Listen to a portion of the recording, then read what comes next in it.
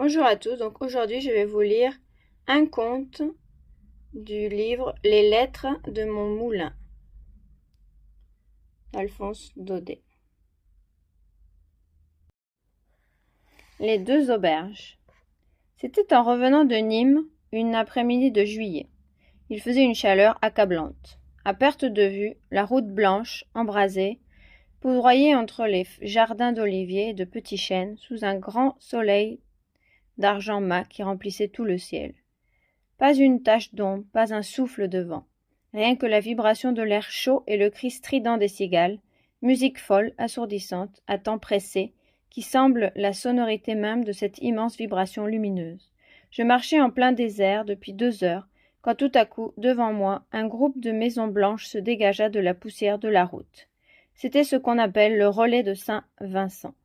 5 ou 6 mâts, de longues granges à toiture rouge, un abreuvoir sans eau, dans un bouquet de figuiers maigres, et, tout au bout du pays, 2 grandes auberges qui se regardent face à face de chaque côté du chemin. Le voisinage de ces auberges avait quelque chose de saisissant. D'un côté, un grand bâtiment neuf, plein de vie, d'animation, toutes les portes ouvertes, la diligence arrêtée devant, les chevaux fumants qu'on dételait, les voyageurs descendus, buvant à la hâte sur la route dans l'ombre courte des murs, la cour encombrée de mulets, de charrettes, des routiers couchés sous les hangars en attendant la fraîche. À l'intérieur, des cris, des jurons, des coups de poing sur les tables, le choc des verres, le fracas des billards, les bouchons de limonade qui sautaient, et, dominant tout ce tumulte, une voix joyeuse, éclatante, qui chantait à faire trembler les vitres. La belle Margoton, tant matin s'est levée, a pris son broc d'argent, à l'eau s'en est allée. L'auberge d'en face, au contraire, était silencieuse et comme abandonnée. De l'herbe sous le portail, des volets cassés, sur la porte un rameau de petits houx tout rouillé qui pendait comme un vieux panache, les marches du seuil calées avec des pierres de la route, tout cela si pauvre, si pitoyable, que c'était une charité, vraiment, de s'arrêter là pour boire un coup. Quelques tables boiteuses où traînaient des verres ternis par la poussière, un billard crevé qui tendait ses 4 blouses comme des sébiles, un divan jaune, un vieux comptoir, dormaient là dans une chaleur malsaine et lourde. Et des mouches, jamais je n'en avais tant vu, sur le plafond collé aux vitres, dans les verres, par grappes. Quand j'ouvris la porte, ce fut un bourdonnement, un frémissement d'ailes, comme si j'entrais dans une ruche. Au fond de la salle, dans l'embrasure d'une croisée, il y avait une femme debout contre la vitre, très occupée à regarder dehors. Je l'appelai 2 fois. « Hé, l'hôtesse !» Elle se retourna lentement et me laissa voir une pauvre figure de paysanne, ridée, crevassée, couleur de terre, encadrée dans de longues barbes, de dentelles rousses comme en portent les vieilles de chez nous. Pourtant ce n'était pas une vieille femme, mais les larmes l'avaient toute fanée. « Qu'est-ce que vous voulez ?» me demanda-t-elle en essuyant ses yeux. M'asseoir un moment et boire quelque chose. Elle me regarda très étonnée, sans bouger de sa place, comme si elle ne comprenait pas. « Ce n'est pas une auberge ici ?» La femme soupira. « Si, c'est une auberge si vous voulez. Mais pourquoi n'allez-vous pas en face comme les autres? C'est bien plus gai. C'est trop gai pour moi, j'aime mieux rester chez vous. » Et, sans attendre sa réponse, je m'installai devant une table. Quand elle fut bien sûre que je parlais sérieusement, l'hôtesse se mit à aller et venir, d'un air affairé, ouvrant des tiroirs, remuant des bouteilles, essuyant des verres, dérangeant les mouches. On sentait que ce voyageur à servir était tout un événement. Par moments, la malheureuse s'arrêtait et se prenait la tête, comme si elle désespérait d'en venir à bout. Puis elle passait dans la pièce du fond. Je l'entendais remuer de grosses clés, tourmenter des serrures, fouiller dans la huche au pain, souffler, épousseter, laver des assiettes. De temps en temps, un gros soupir, un sanglot mal étouffé.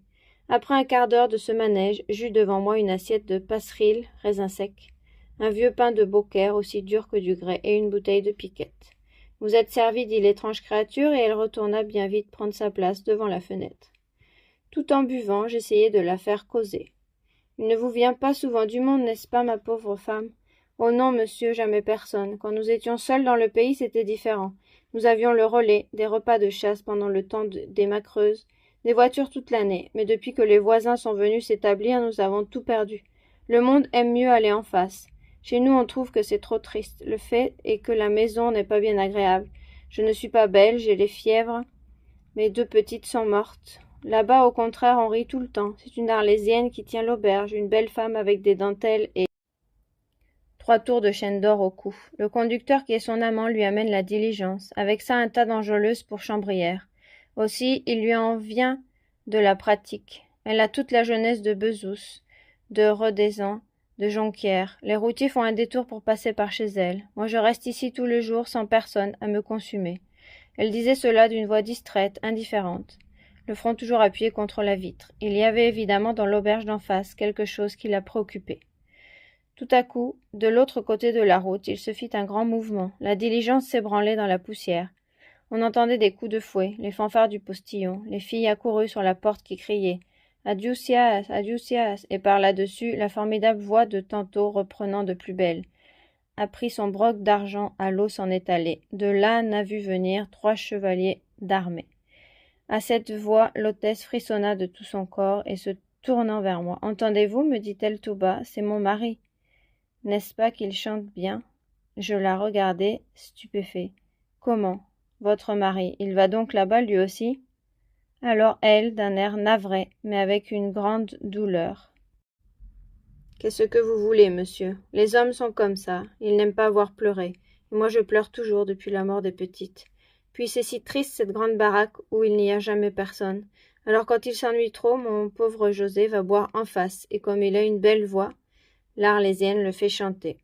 Chut, le voilà qui recommence. Et tremblante, les mains en avant, avec de grosses larmes qui la faisaient encore plus laide, elle était là comme en extase devant la fenêtre à écouter son José chanter pour l'Arlésienne.